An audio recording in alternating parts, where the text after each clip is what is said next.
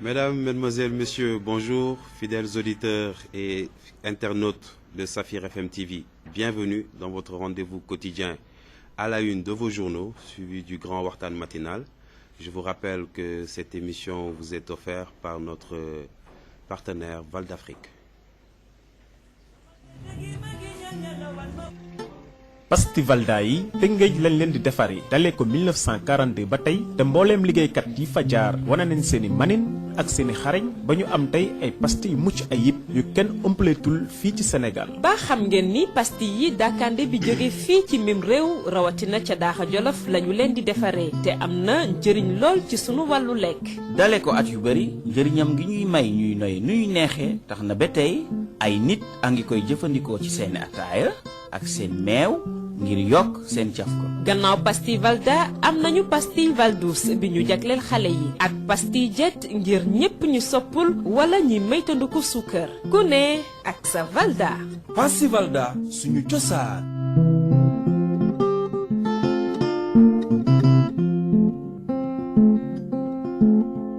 Val d'Afrique moo leen doon may seen émission bés bi ak lu leen naqari ci hôpitaux yi ci seen wérgu yaram.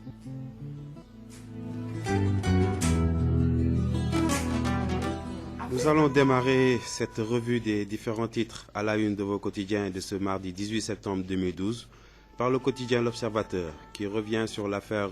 Cheikh Yérim Seck qui est poursuivi pour diffamation et viol. Il fera face au juge aujourd'hui et demain. L'Observateur nous apprend qu'il sera extrait de sa cellule pour faire face à Thioro Balbaki et Aïssata Tall.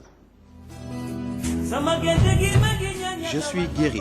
Ces termes sont du lutteur Zos qui sort enfin de son mutisme depuis son retour au Sénégal. Il nous dit dans les colonnes de ce quotidien que Boy Niang est quelqu'un de très poli, qu'il a juste été gonflé. Il défie Mohamed Ndao Tyson et se réclame membre de l'association des stars de l'arène. Abdoulaye Diouf Sarr, directeur du COUD, revient sur les 17 milliards de francs CFA du budget du COUD qui, à son avis, sont totalement insignifiants. Enquête sur les milliards détournés, c'est l'affaire de l'ARTP avec son ancien DG Ndongo Diaw qui est annoncée chez le doyen des juges aujourd'hui. Dans votre rubrique Cahier des vacances, le saviez-vous, Souleymane Ndéné Ndiaye, les secrets de sa grande fierté. C'est à lire dans les cahiers de vacances de votre quotidien L'Observateur. Et pour une curiosité, en Chine, voyage à la 8e merveille du monde.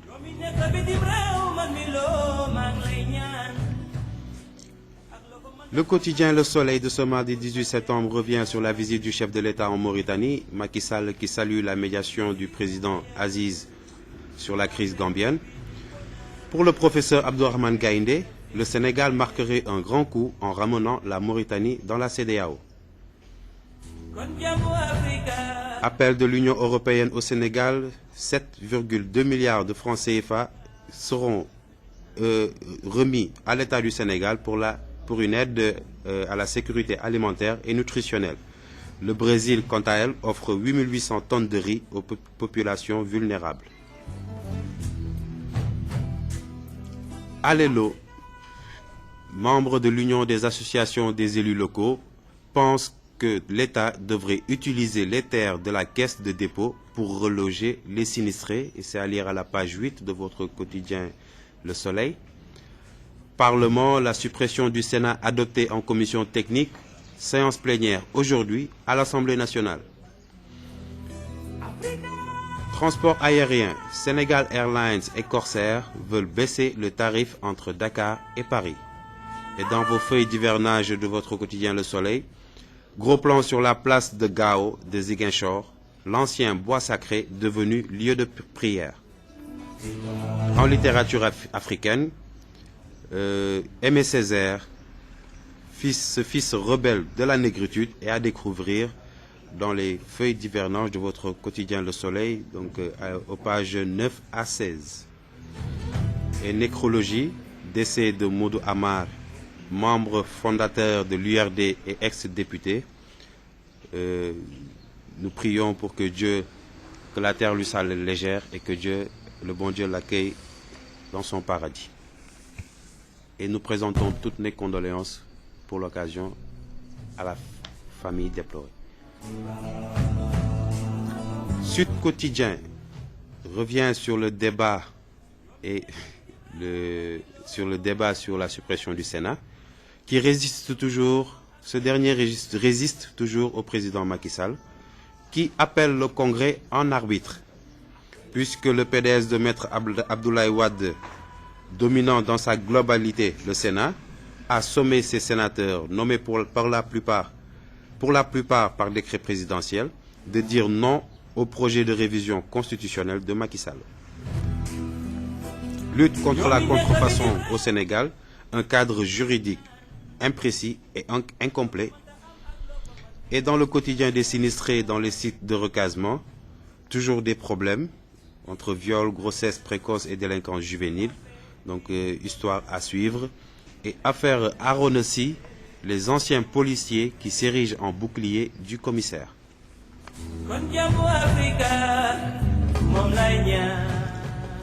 Enquête sur les dessous du retour d'Aminata Niane au palais. Le quotidien fait un gros plan sur le mentor de cette dernière, M. Marta Diop, vice-président de la Banque mondiale pour l'Afrique. Aussi le portrait de Aminata Niane, qui a été tout fraîchement nommé ministre conseiller du chef de l'État. Et portrait aussi sur le président de la République lui-même, M. Macky Sall. Abdoul Aziz Tall, conseiller en management, dit, je le cite, le pire pour Macky Sall, c'est la comparaison avec Maître Wade. Et aussi dans le même journal, le casse-tête chinois des nominations, détaillé aux pages 5 à 7. Nébuleuse autour d'un chèque d'1 milliard du DG de MTL. Donc le directeur général de cet opérateur téléphonique qui, pour rappel, avait signé un contrat avec le défunt gouvernement à la veille des élections présidentielles. Donc retour sur l'affaire des appels entrants et sur cette affaire, sur ce chèque d'1 milliard qui reste toujours introuvable. Et c'est à lire à la page 2 de votre quotidien Enquête. Un interview exclusif dans ce même quotidien de Modulo. Il a été soudeur, maçon, charretier avant de devenir lutteur. Donc interview exclusif de Modulo, le roc des parcelles, dans votre quotidien Enquête, et c'est à lire à la page 12.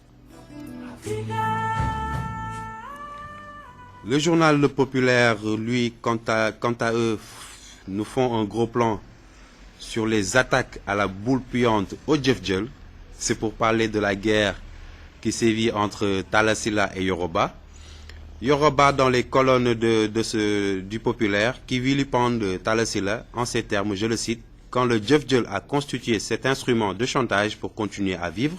parfois très aisément dans les hôtels entre Paris et Washington. Ndiaga Sylla qui contre-attaque et répond à Yoroba en ces termes, s'il y a des hypocrites, des opportunistes mus par la recherche effrénée de prestige, ces gens sont de son côté. Donc il faut bien comprendre du côté de Yoroba. Boykaré, président des lutteurs en activité, qui revient sur l'association, sur la mise en place de l'association des lutteurs du Sénégal, fait par les ténors de l'arène, qui pense que Tyson l'a tout simplement dribblé. Et toujours à lire le CNG qui allège les ponctions sur les cachets des lutteurs. Transport aérien, le groupe TUI et l'État qui cassent les tarifs entre Paris et Dakar. L'accord a été signé hier et concrétise une promesse électorale de Macky Sall à la diaspora.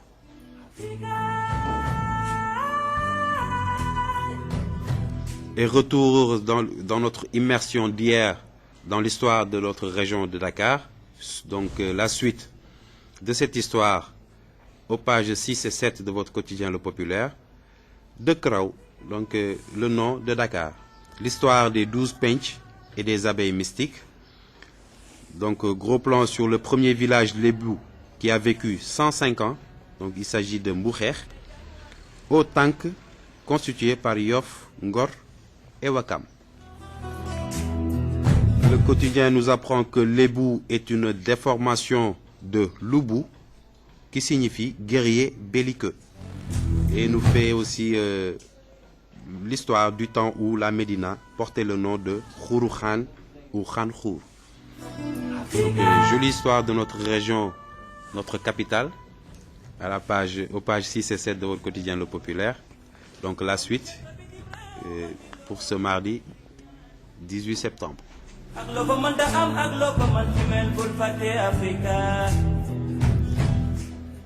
Le quotidien LAS qui titre que les parlementaires sont face à l'urgence.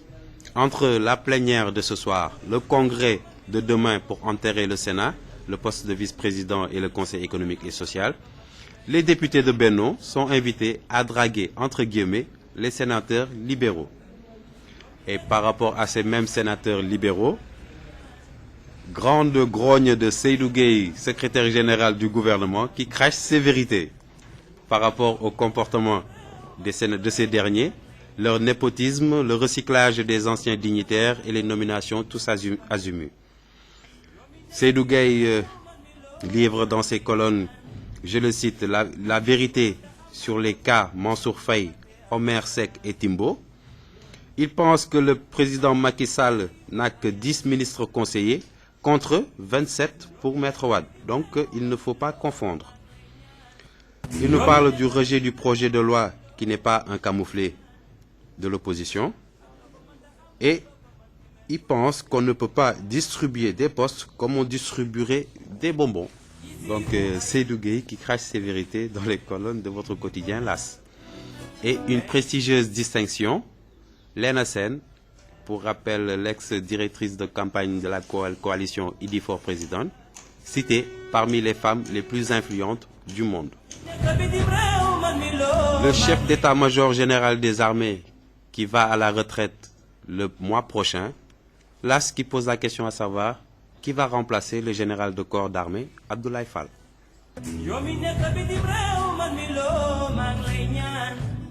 On reste sur l'affaire Aminata Niane et son retour dans le gouvernement. L'office qui pose la question à savoir qui a tordu la main à Macky.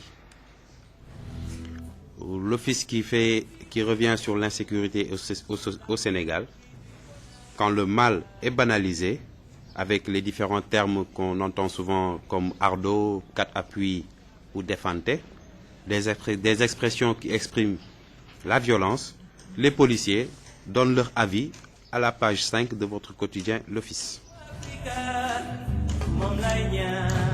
L'Office qui nous apprend une réforme de l'administration de la douane prévue. Donc, nous allons vers un réarmement moral des soldats de l'économie.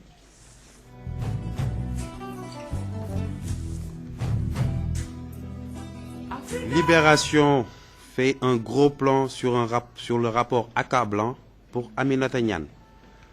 Donc c'est suite aux affaires de l'autoroute à péage de l'aéroport international Blaise Diagne de la nouvelle capitale. Toutes ces affaires sont passées à la loupe en ce moment même par la Cour des comptes. Donc il prévoit un rapport accablant pour Aminata Niane et nous apprend, Libération, qu'à la présidence,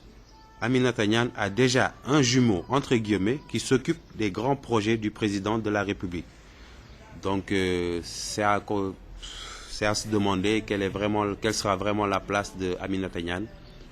aux côtés du président de la République, vu qu'il a déjà des personnes qui sont là pour s'occuper de ces grands projets. Affaire à suivre. Libération qui fait tout en finesse. Il revient sur cette opposition en version Ngarale, puisque pas mal de nos responsables actuels ont été dans les différents gouvernements de notre de notre ex-président Maître Abdoulaye Wade, et même de notre très chère Viviane Wade, qui gérait une fondation, qui apparemment, dans les colonnes de votre quotidien Libération, était vraiment un pourvoyeur de fonds pour ces différents responsables. Donc Libération qui fait un gros plan sur cette opposition qui fait du ngarale. Une histoire d'escroquerie, Doudou Diandjeko, qui passe un après-midi peu reposant hier à la section de recherche.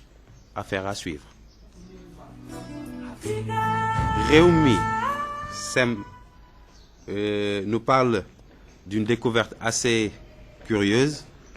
puisque des plans d'une base américaine ont été découverts à Elinkin, en Casamance. Les USA qui sèment la panique au sommet de l'État, d'où l'activation des services de renseignement généraux par le gouvernement. Suppression du Sénat, Réumi qui pense que Macky est dans les filets des assises-arts. Et par rapport à son voyage officiel en Mauritanie, le président sénégalais Macky Sall a salué l'intervention de son homologue mauritanien par rapport aux prisonniers détenus dans les prisons gambiennes. Et Pape Bouna Thiaw revient sur le Sénégal-Côte d'Ivoire, le match retour donc, à comprendre. Le discours du coach va être très déterminant, à son avis, pour l'issue du match. Le quotidien de ce mardi 18 septembre consacre à sa une le président Maître Abdoulaye Wade, qui sera fêté à Paris par le Forum de la Renaissance africaine, qui remet son premier prix du leadership africain. Donc cette fête est prévue dimanche prochain. Les membres du PDS qui vont faire le voyage apparemment à crédit. Donc puisque les caisses du PDS apparemment sont vides. Donc il faudra trouver de quoi aller soutenir notre ex-président, puisqu'il va recevoir le premier prix du leadership africain à Paris dimanche prochain. Le quotidien revient sur la disparition de Modou Amar, ancien numéro 2 de l'URD. Il était une fois un esprit de rénovateur, nous titre le quotidien à la page 6 de ce même journal. Et lancement d'une nouvelle télévision sur le web, Pape Cissé, le directeur général de People TV, nous livre toutes les recettes de cette télé sur Internet, dans les colonnes de votre journal Le Quotidien. La Tribune nous apprend la fin de cavale de Mangassa. Mangassa est celui qui est dénommé le tueur de Rokhaya, a été finalement arrêté par la DIC. Pour rappel, la dame Rokhaya a été sauvagement abattue à Ouakam la semaine dernière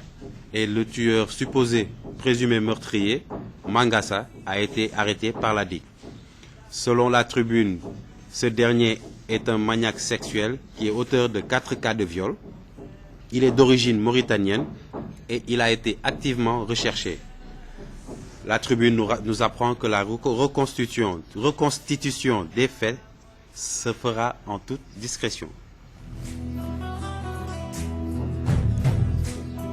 Ouverture imminente des classes, absence de perspective. La Tribune qui pense que les sinistrés seront bientôt dans les rues, puisque leurs maisons sont toujours inondées et qu'ils ne peuvent pas y retourner. Donc ça relance le débat que nous avions hier dans notre Wartan matinal par rapport au recasement des sinistrés, qui est fait dans des conditions déplorables, on va dire. Tractation au sein du MFDC. La Tribune qui pose la question, va-t-on vers la réconciliation qui arrange le président Macky Sall? Les étudiants non-voyants n'ont toujours pas vu le bout du tunnel, et ce, suite à leur grève de la faim qu'ils ont déclenchée, pour qu'on puisse répondre à leurs préoccupations. Interview de Momodou Kanibey dans la Tribune, qui dit, je le cite, le régime de Macky est dépendant de la France. Et gros plan sur les 5 lions qui sont en lice pour la Ligue des Champions. Il s'agit de Pape Modou Sougou, Abdoulaye Ba, Idrissa Gana Gueye, Souleymane Kamara et Cheikhou Kouyaté. Le pays au quotidien parle de la rencontre de la dernière chance au King Fahd Hotel. Et c'est pour parler de l'avenir de la lutte qui se joue aujourd'hui même. Donc, à l'issue du conclave tripartite entre l'État, le CNG et les promoteurs qui se tient ce matin au sein de cet hôtel King Fahd Palace. Le quotidien Le Pays nous apprend qu'Elton a craché sur 13 millions pour affronter Malick Niang. Il nous livre les coups terribles de Boy Kaïré et la vision de Tchèque sur le CNG. C'est la dèche au ministère de la Santé. Et c'est vu que les contractuels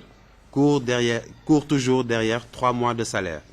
Donc c'est la pénurie vraiment au ministère de la Santé. Donc affaire à suivre. Et retour sur l'affaire qui oppose le député Moustapha Cissé Lo et le journaliste Tafa Sow. Plainte croisée chez le procureur.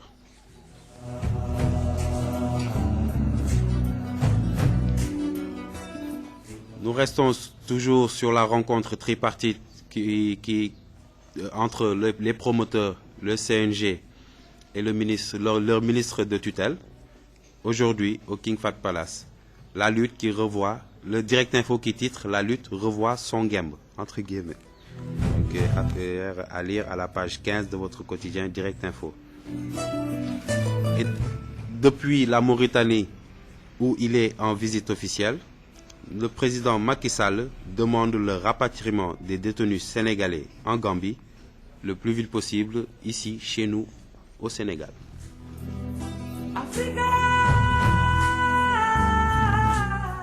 Sur le dossier de la suppression du Sénat, le PPC de Maître Mbaye Jacques Diop qui s'interroge sur la suite à donner au vote des sénateurs.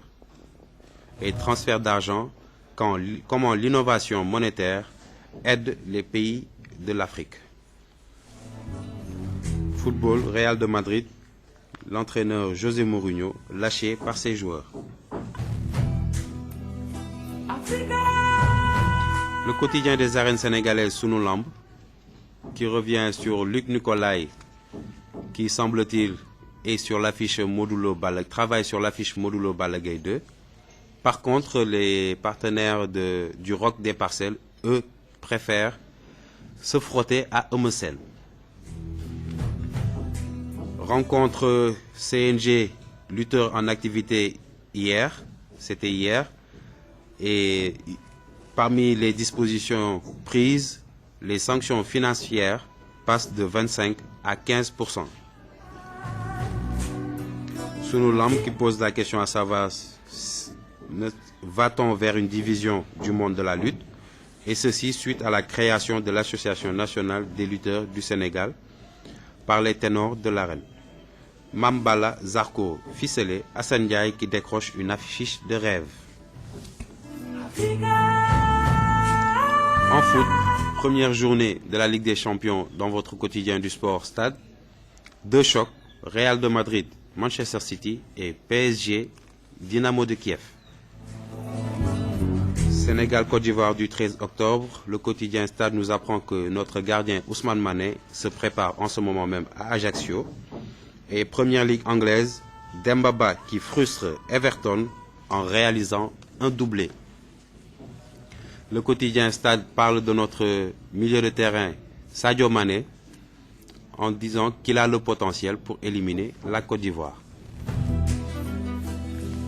Voilà, mesdames et messieurs, c'était l'essentiel des titres de vos quotidiens de ce mardi 18 septembre 2012.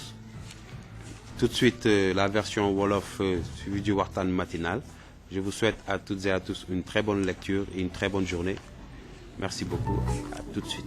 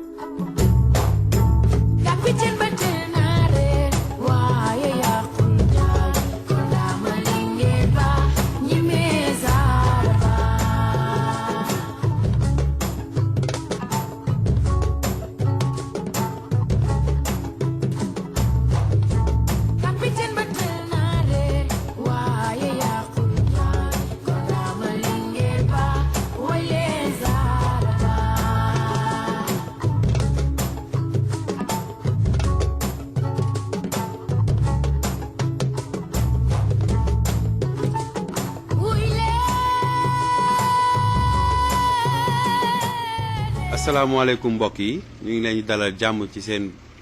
waxtaanu bés bi seen émission waxtaanu bés bi ñu tàmbali jëmbal leen li ci yéenekaay yi ak yéenekaay l'Observateur bi tey moom dellu si ci mbir bi boole Cheikh Yérim Seck tey ci affaire viol sàkk boobu mu sàkku kii di Aïssata Tall te jaarul ci yoon mu war a jàkkaarloog kii di juge bi tey ak suba ndax te daa am beneen affaire boo xamante ni mi ngi ci Coro Balbaki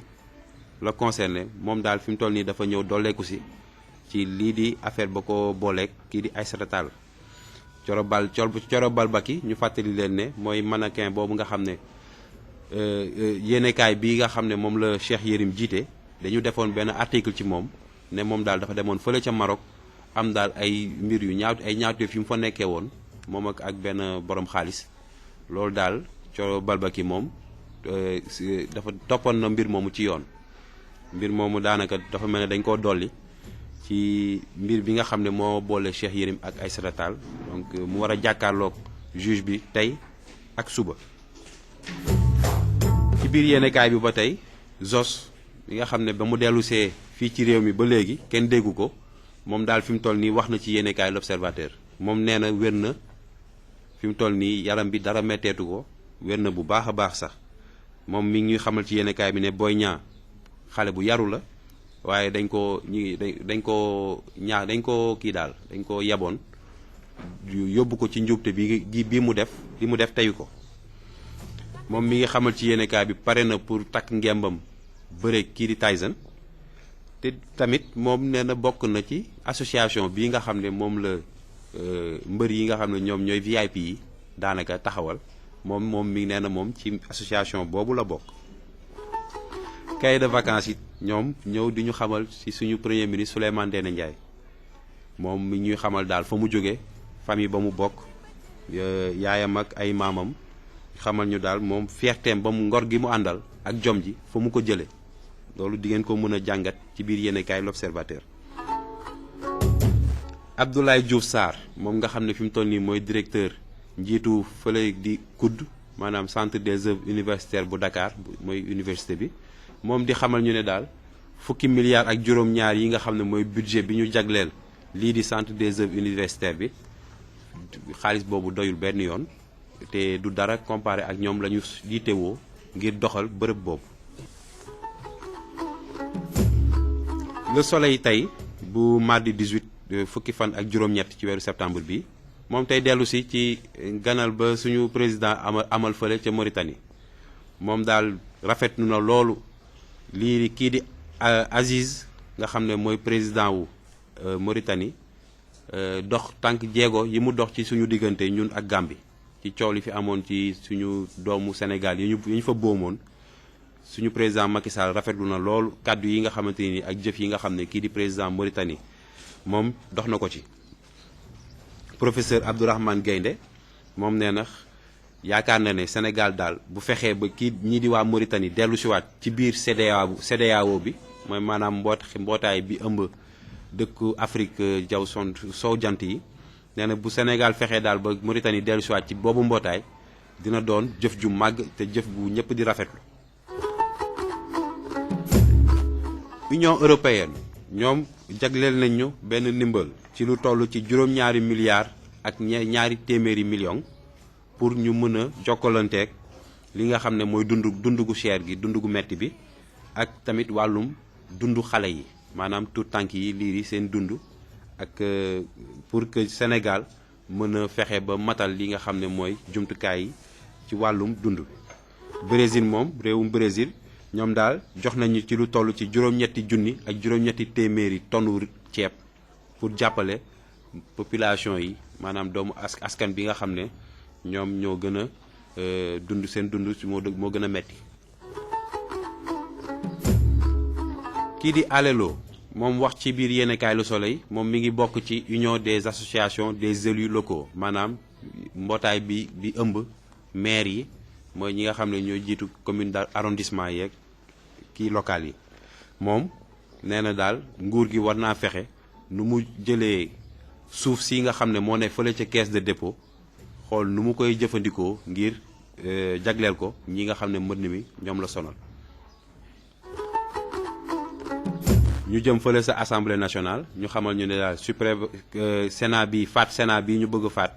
boobu daal démb ca commission technique ba fa amoon ñoom ñëpp d'accord nañ ci waaye nag ñuy xaaral ni tey ca séance plénière ba tey pour xam lu yoon ni ñuy toppee mbir moom. ci wàllum transport maanaam ci aérien maanaam lu jëm ci jaww ji donc roppalaan yeeg yooyu Sénégal Airlines moom ak Corsair ñoom nee nañ dinañ fexe lu ñu wàññee njëg bi nga xam ne mooy le billet bi di jar billet bi nga xam ne mooy diggante Dakar ak Paris njëg gi moom dinañ fexe lu mu gën a wàññeekoo ci feuille d'hivernage yéenekaay Le Soleil ñu doxantu ba fële place de Gao fële ca Ziguinchor yéenekaay bi di ñu xamal daal foofu moom bois sacré la woon waaye léegi fi mu toll nii bërëbu jaamukaay la bërëbu jaamukaay yàlla la. ci wàllum mbind mi ak suñu bindkat yi nga xam ne ñoo newoon fii ci Afrique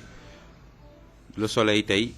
def benn gros plan benn saytu bu mag ci Aimé Césaire moom nga xam ne moom rebelle la woon te dafa mës a xeex lii di deru nit ku ñuul pour mu jëm ca kaw. Aimé Césaire ñu fàttali ne moom mbokk suñu président bi fi jóge la Léopold Sédar Senghor ñoom ñaar ñoo bokkoon a jamono doon bokk la ñuy xeex muy maanaam deru nit ku ñuul nekk ca kaw ñu jox ko droit yi ak yelleef yi mu moom yépp. Yéenekaay Le Soleil tamit ñëw di ñu xamal ni kii di Modou Amar nga xam ne député la woon ba pare bokk ci parti bi nga xam ne ci ñi nga xam ne ñoo sosoon parti bi nga xam ne mooy URD bu Djibo Leyti Ka yéenekaay bi di ñu xamal ne Modou Amar moomu suñu borom da ko woo ci wetam maanaam daa génn àdduna tey ñu ciy profité ngir jàlle njabootam képp ku ko xam te di ñaan suñu borom oyofal suuf ci kawam te xaare ko ci àjjana yi gën a kawe.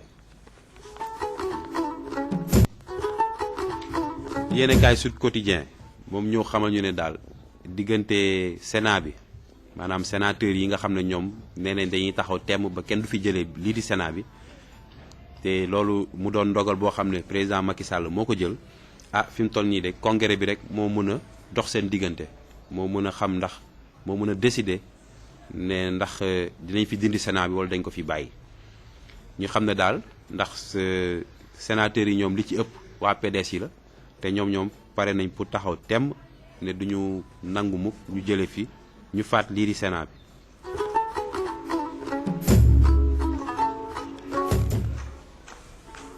Yéenekaay Enquête moom dellu si ci Aminata Niane moom mi nga xam ne dañ ko tabb ministre conseiller loolu président Macky Sall moo ko def. Yéenekaay Enquête dellu si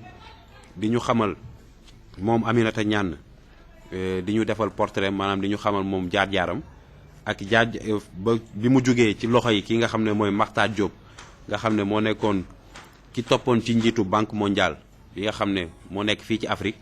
moom ci ay loxoom la Aminata Niane nekkoon ba balaa kii di président Abdoulaye Wade di ko woo. donc yéenekaay bi dellu siwaat ci Makhtar Diop moomu Aminata Niane ak kii di suñu président Macky Sall. Abdoul Aziz Tall nga xam ne moom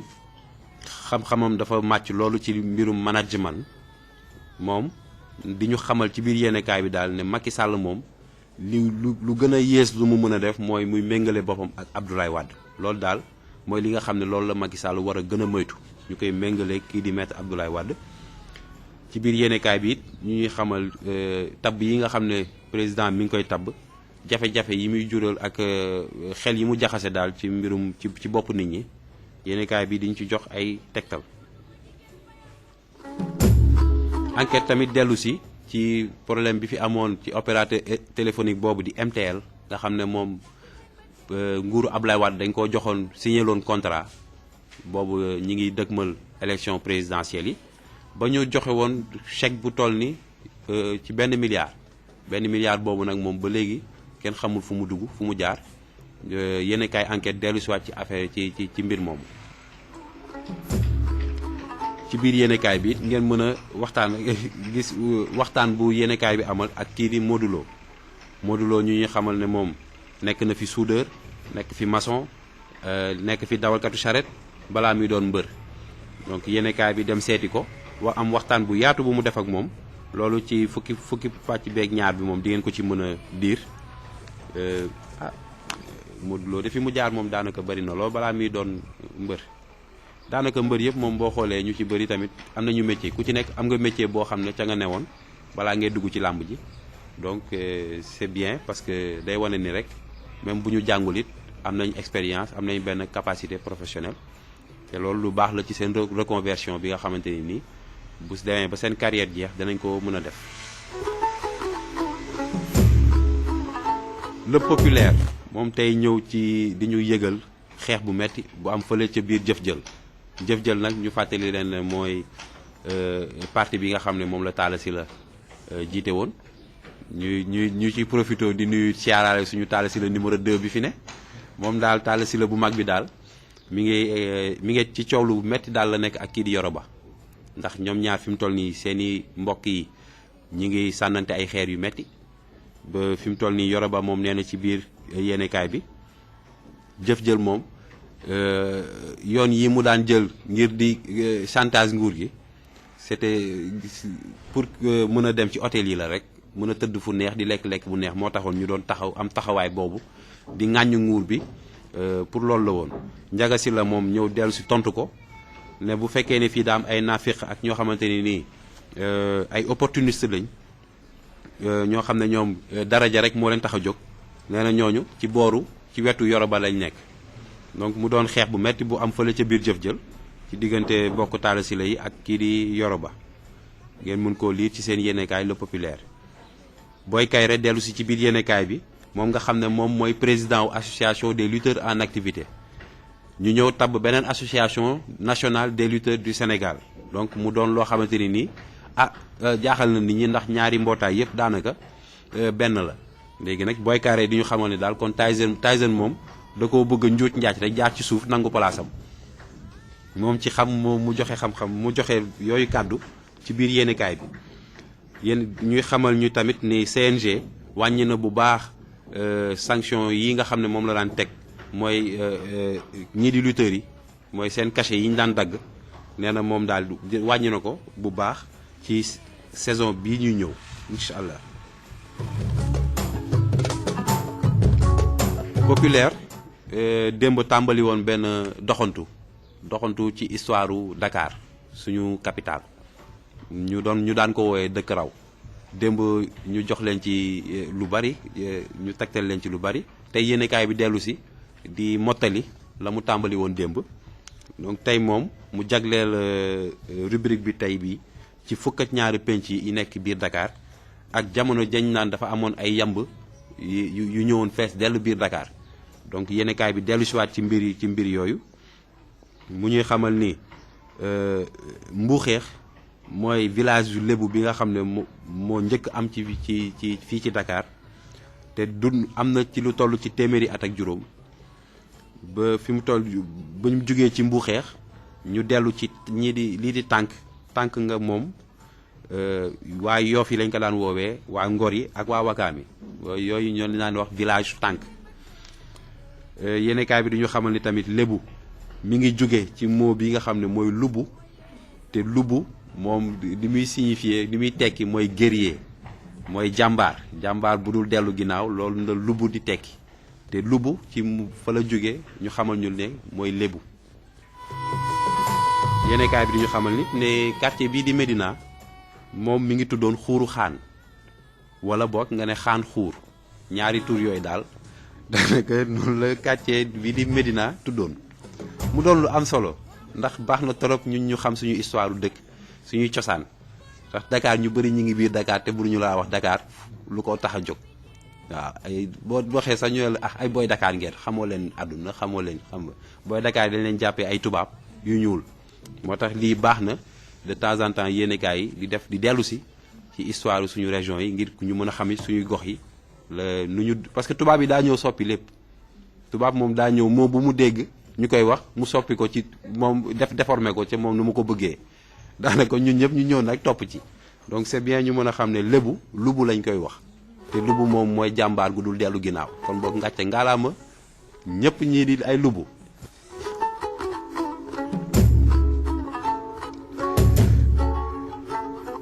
yéen kaay laas moom ñëw di ñu xamal ne daal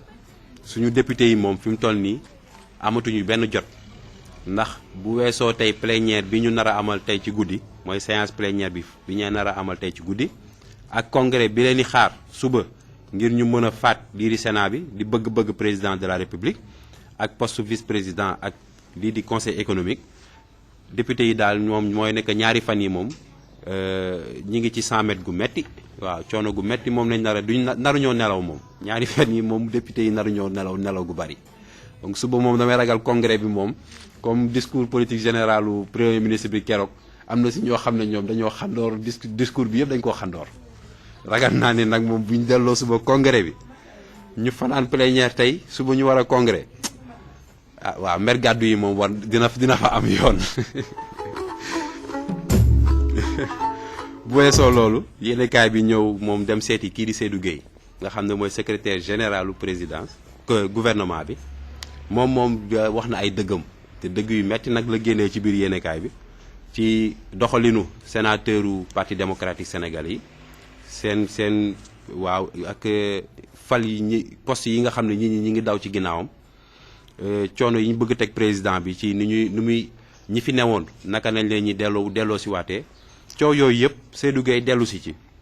moom mi ngi joxe dëggam ci mbir mi nga xam ne moo concerné woon kii di Mansour Faye Omer Seck ak Timbo ñooñu nag ay directeur lañ fi woon ay directeur agence lañ fi woon mu xamal ci biir yéenekaay bi ne président Macky Sall moom lu toll ci fukki ministre ak ministre conseiller rek la amagum te Abdoulaye Wade bi fi nekkoon moom yoroon na ci lu toll ci ñaar fukk ak juróom-ñaar donc dabagu ko waaye nag soriwu ko de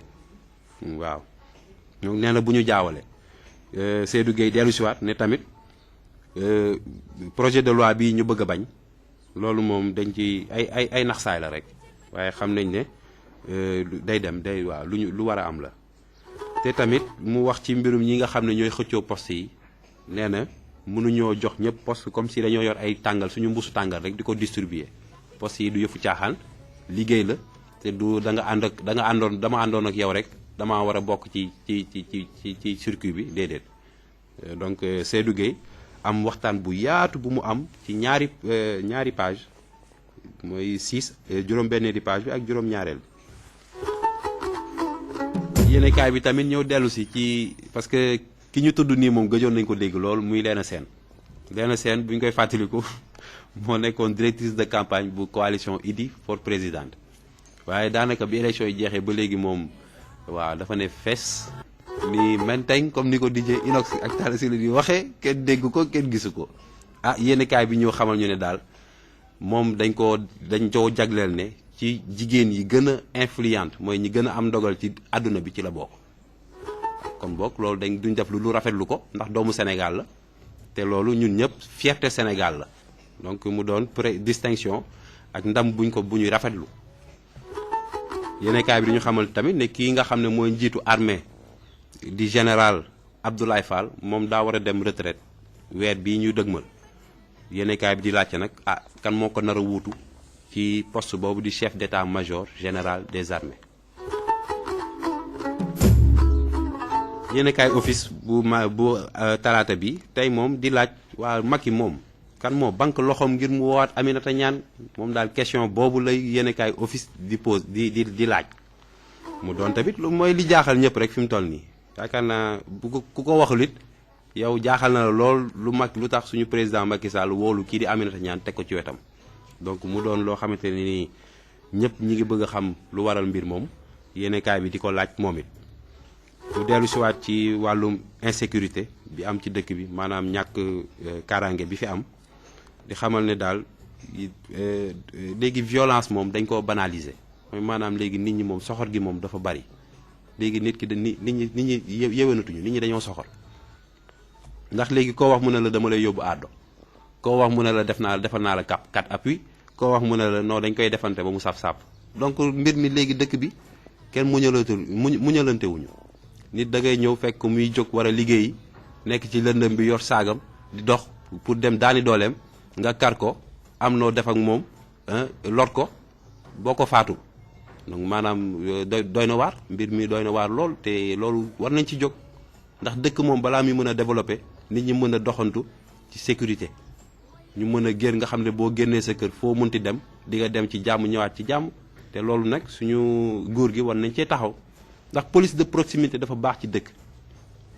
ndax boo xoolee dama ciy taxaw tuuti rek ndax exemple rek c'est Sarkozy président France ba mu yegsee France dafa ñëw fekk dëkk boo xam ne jeunesse bi dañoo réew jeunesse bi lu leen neex lañ doon def di sàcc di agressé di taal kër yi di sàcc di taal oto jàmbur yi di tooñ wax dëgg neex yàlla jeunesse bu mal éduqué la ñu amoon mais lan la def daa jël créer des polices de proximité mooy quartier bu nekk mu teg fa benn commissariat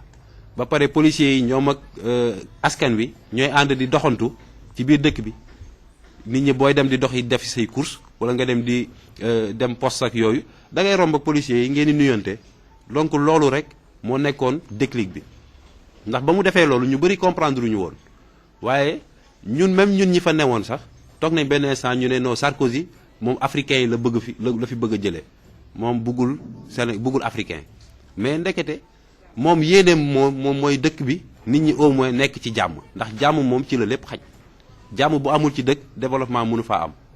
donc moom ci yoon boobu la tànnoon te biñ demee ba ci biir ñoom yaakaar naa tey jooyuñu loolu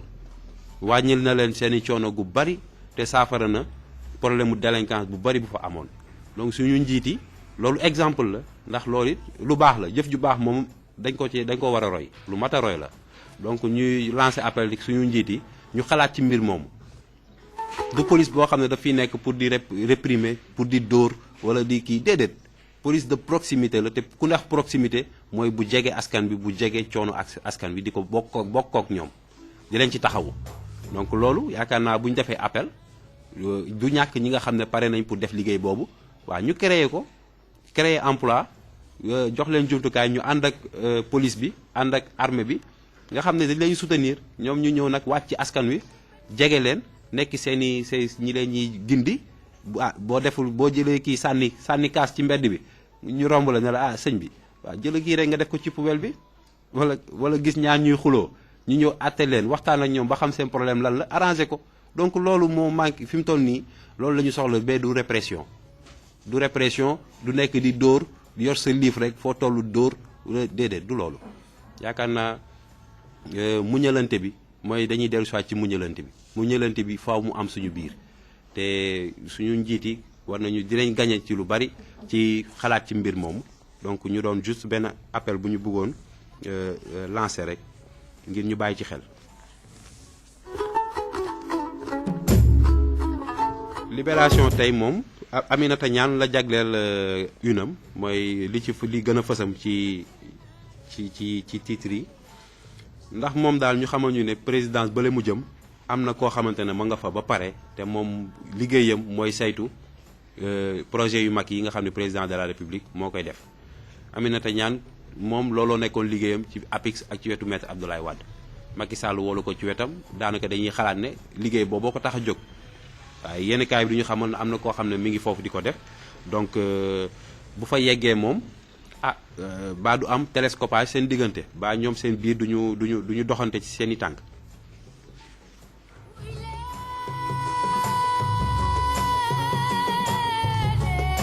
Rewmi Quotidien ñëw daal xamal ñu benn mbir bu doy waar ndax dafa am ay plan yoo xam ne benn planu base américaine la boo xamante ne dañu gis ne fii ci Sénégal ci Casamance fële lañ ko dëkkal mu doon loo xamante ne nag mu jaaxal ñëpp ndax nguur gi ci boppam loolu amu ci benn xalaat benn tegtal ndax lii benn site internet moo publier plan yooyu Sénégal nag nguur gi moom fexe na ba activer jóg taxawal ñii di waa service de renseignement généraux pour ñu saytu mbir moom bu baax ndax ñoom amuñu ci benn xalaat te mësuñu koo dégg donc yéenekaay Rewmi Quotidien moo ñu xamal loolu ci bésu talaata tey ji. Papa Bouna Thiaw moom dellu si ci match Sénégal Côte d'Ivoire bii ñu dëgmal mooy match retour bi nga xam ne bu ñu ko daanul du ñu mën a dem fële ca Coupe d'Afrique bu 2013 mu xamal ñu ne daal foofu moom coach bi moom entraîneur bi wax ya mu leen nar a wax moom mooy lii nga xam ne mooy xamal ndax ñii dinañu mën a daan ñii di waa Côte d'Ivoire wala déet. donc taxawaay ba muy am ci ay joueur am mooy li nga xam ne mooy di déterminer ndax ndam mën na fa am wala mënu fa am. Le quotidien bu talaata bi fukki fan ak juróom-ñett ci weeru septembre ñëw tey di wane suñu président Abdoulaye Wade moom daanaka dimanche bii di ñëw dañ ko nar a jagleel benn raaya bu mag boo xam ne bi mooy bu njëkk bi te loolu ñu koy def mooy forum de la renaissance africaine mooy jagleel raaya boobu suñu président Abdoulaye Wade ngir leadership africain bi maanaam mooy njiitu dëkku Afrique yi. donc ñu gis ne que daal Abdoulaye Wade moom moo incarné loolu jamono yi ñu weesu ba forum de la renaissance africaine jagleel ko boobu raaya waaye nag mbokk parteem yi nag moom ñuy laaj ñoom naka nañ nar a def ba fekk ji Abdoulaye Wade su maître Abdoulaye Wade fële ca Paris ndax daanaka kees yëpp vide kees PDS moom nee nañ vide la def dara newatu fa ñuy laaj nag ndax ñoom dañu nar a leb pour jënd billet avion dem fekk ji kee di maître Abdoulaye Wade Paris ndax nag foog ñu dem sigil ko nag ndax raaya gu toll noonu mënuñoo toog fii bàyyi ko moom kase foofu faaw ñu dem fekk ji ko soutenir ko jàppale ko taxawal ko quotidien nag nee na moom xanaa dañuy lebi xaalis ba ñuy jënd jee billet yi loolu affaire à suivre la ci page 6 ci seen quotidien ci seen journal Le Quotidien.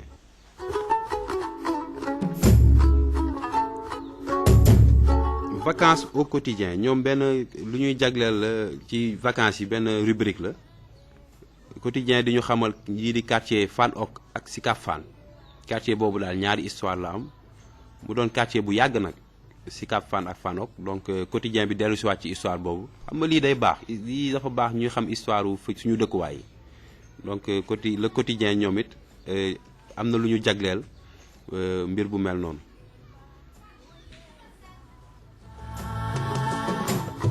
Pape Cissé moom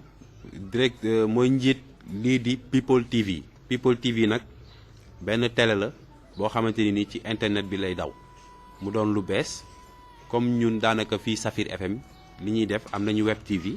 muy Safir FM TV donc télé boo xam ne ci internet bi lay daw 24 heures sur 24 People TV tamit ñëw ñoom it indi lu mel noonu donc seen njiit mi di Pape Cissé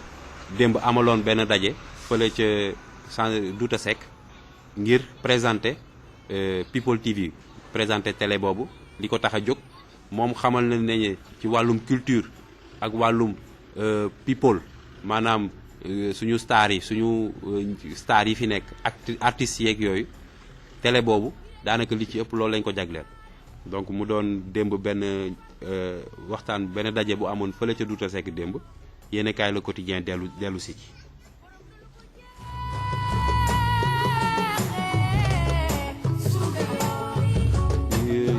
La Tribune ñëw tey di ñu fàttali Soxna Rokhaya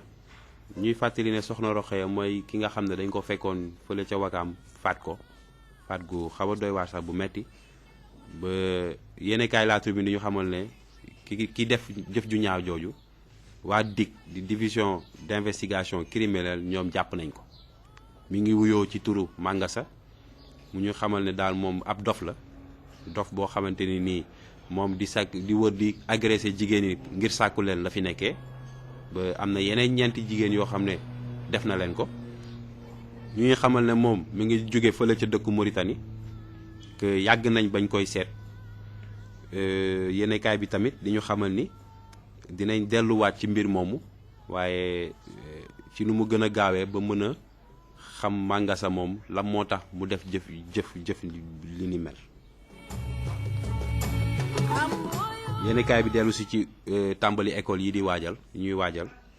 muy xamal ne daal ñi nga xam ne ñoom nañu dëkkal ci école yi bu école ubbee moom dañ leen fa nar a génnee te ñoom mënuñu dellu ci seen kër yi ndax seen kër yi ba léegi ndox ba moo ko nangu donc mu doon mbir moo xam ne doy na waar trop te jaaxal na leen ñoom ñi fa nekk ci biir école yooyu.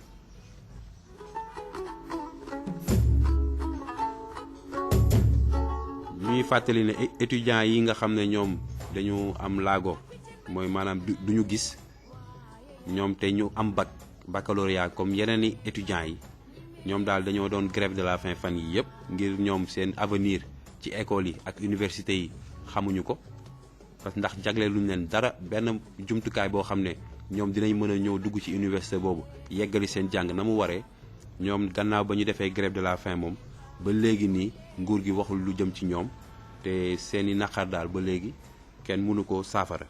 yéen kaay La Tribune ñëw dellu si ci mbir moom. Le Pays au quotidien yi ñu xamal ne tey fële ca King Fahd Palace di hôtel Méridien ñii di waa CNG promoteurs yi ak kii di ministère des sports nga xam ne moo fay teewal lii di nguur gi tey dinañ daje fële ca King Fahd Palace tey ci suba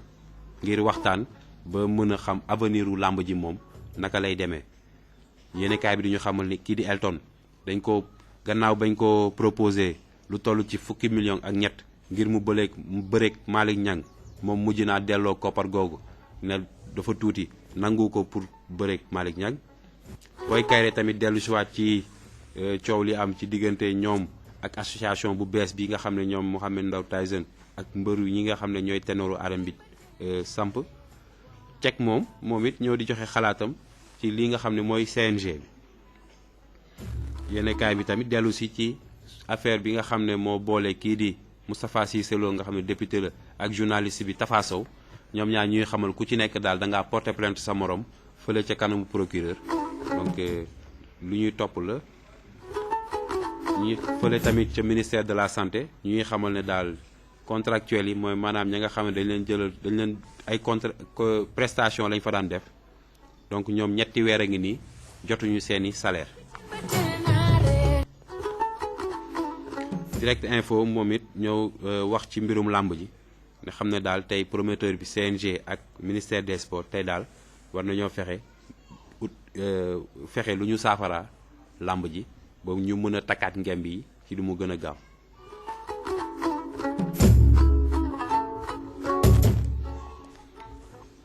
ci la ñuy des ba léegi ci mbirum làmb ji ak Luc Nicolaï nga xam ne moom mi ngi waajal combat bi nga xam ne mooy diggante Modou Lo ak Balla Gaye numéro 2 ñu ñuy xamal ni daal waa Rock Énergie ñoom nee nañ nanguwuñu bëreeg Balla Gaye 2 ñoom li leen gënaloon mooy ñu bëreeg kii di Eumeu Sène. ñu xamal ni CNG bi wàññi na bu baax sanction yi nga xam ne mooy xaalis koppar gi ñu daan dagg mbëri ba léegi dootul doon 25% ci somme boobu waaye lu toll ci 15% lay doon donc wàññi nañ ci lu tuuti. combat Mame Balla Zarko taxaw na ki taxawal loolu mooy kii di Aziz Ndiaye production. ci wàllum football ñu xamal ne Ligue des champions bi tey la première journée bi tey yi lay commencé ñu am nag ay jogante yu neex muy maanaam ci diggante ñii di waa Real de Madrid ak Manchester City ak ñii nga xam ne ñooy waa PSG war a dajeek ñii di waa Dynamo Kiev. yéenekaay bi di ñu xamal ni tamit ne suñu góol bi Ousmane Mané moom mu nga fële ca Ajaccio ngir préparé wu ngir match bi ñu dëgmal suñu diggante Côte d'Ivoire. Demba Ba moom démb ñaari but la dugal ñii di waa Everton Demba Ba moom waaw match bu rëy la def daal fële ca Angleterre. yéenekaay bi dellu si moom di ñu xamal ne kii di Sadio Mané nga xam ne moom ci suñu milieu de terrain yi équipe nationale bi la bokk ñu xamal ne la moom rek yor na lu mën a gagné ñii di waa Côte d'Ivoire ci match bi ñuy dëgmal. waa mbokk yi lii moo nekkoon li gën a fës ci seen yéenekaay bésu talaata bii nii fukki fan ak juróom-ñett ci weeru septembre ñu leen ñi ñaanal kendal ak jàmm di leen jox dig daje suba incha allah léegi ma bàyyi leen ak kii di DJ Inox ngir mu yeggali programme mu rajo bi man maa ngi leen di jox rendez-vous suba incha allah jërë ngeen jëf. mais laata ngay dem dañuy bàyyi waat encore une fois rek nga am benn waxtaan bu juróomi simili donc pour le mot du jour bi ngi